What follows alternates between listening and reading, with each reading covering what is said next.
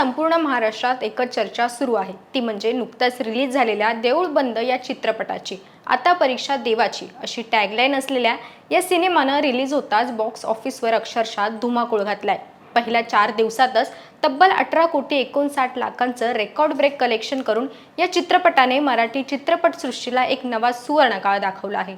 पुणे मुंबई सारख्या मेट्रो शहरांपासून ते ग्रामीण भागातील थिएटर्स बाहेर प्रेक्षकांच्या लांबच लांब रांगा पाहायला मिळत आहेत. 2015 मध्ये आलेल्या पहिल्या भागाच्या तब्बल 11 वर्षांनंतर हा सिक्वेल आला आहे. पण प्रश्न असा पडतो की हा सिनेमा फक्त भावनिक विषयामुळे चालतोय की याच्या यशामागे अजून काही खास कारण आहेत. चला तर मग आजच्या व्हिडिओमध्ये आपण देऊळ बंद 2 सुपरहिट होण्यामागची 5 प्रमुख कारणं सविस्तर जाणून घेणार आहोत. नमस्कार, मी मयुरी आणि आपण पाहतात मुंबई आउटलुक. या चित्रपटाच्या अफाट यशाचे पहिले आणि सर्वात महत्त्वाचं कारण म्हणजे त्याची कथा. चित्रपटात महाराष्ट्रातील दुष्काळ, बळीराजाचा कर्जबाजारीपणा आणि त्याच्यामुळे उद्ध्वस्त होणारे शेतकरी कुटुंब हा अत्यंत गंभीर सामाजिक विषय मांडला आहे.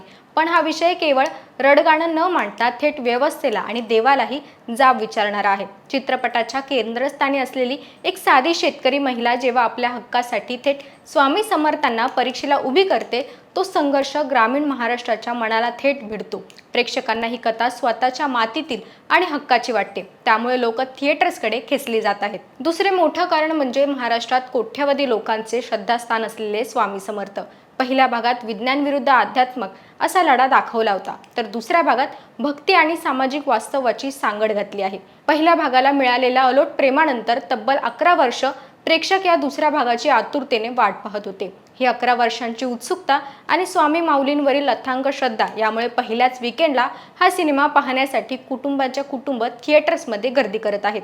मराठी माणसाची नाडी ओळखणारे दिग्दर्शक आणि अभिनेते प्रवीण तरडे या सिनेमाचे हुकुमी एका आहेत. मातीतील विषय व्यावसायिक पद्धतीने कसा मांडायचा यात त्यांचा हातगंडा आहे.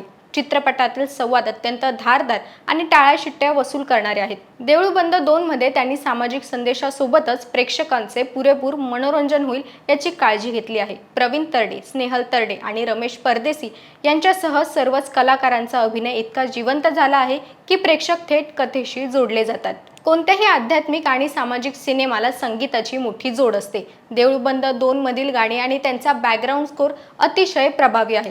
स्वामी समर्थांचे जयघोष आणि पडद्यावर येणारे भाऊक प्रसंग यांना संगीताने एका वेगळ्याच उंचीवर नेऊन ठेवलं आहे. थिएटरमध्ये गाणी ऐकताना प्रेक्षकांच्या अंगावर शहारे येतात, ज्यामुळे सिनेमा पाहण्याचा अनुभव अधिकच रोमांचक होऊन जातो. शेवटचं पण सर्वात महत्त्वाचं कारण म्हणजे माउथ पब्लिसिटी. चित्रपट पाहून बाहेर पडणारा प्रत्येक प्रेक्षक भावुक होऊन इतरांना हा सिनेमा पाहण्याचा आग्रह करत आहे. हा चित्रपट केवळ तरुणांसाठी नाही, तर घरातील आजी आजोबांपासून ते लहान मुलांपर्यंत संपूर्ण कुटुंबाने एकत्र बसून पाहण्यासारखा आहे. सोशल मीडियावर रील्स आणि सकारात्मक रिव्ह्यूचा पूर आल्यामुळे या चित्रपटाचे कलेक्शन दिवसेंदिवस वाढतच चाललं आहे. थोडक्यात सांगायचं झालं तर देऊळ बंद 2 हा केवळ एक चित्रपट राहिलेला नाही, तर ती महाराष्ट्रातील जनतेची एक भावना बनली आहे. दर्जेदार कथा, उत्कृष्ट दिग्दर्शन, स्वामींची भक्ती आणि अंगावर काटा आणणारे संवाद यांच्या अचूक समीकरणामुळेच हा चित्रपट आज बॉक्स ऑफिसवर इतिहास रचत आहे.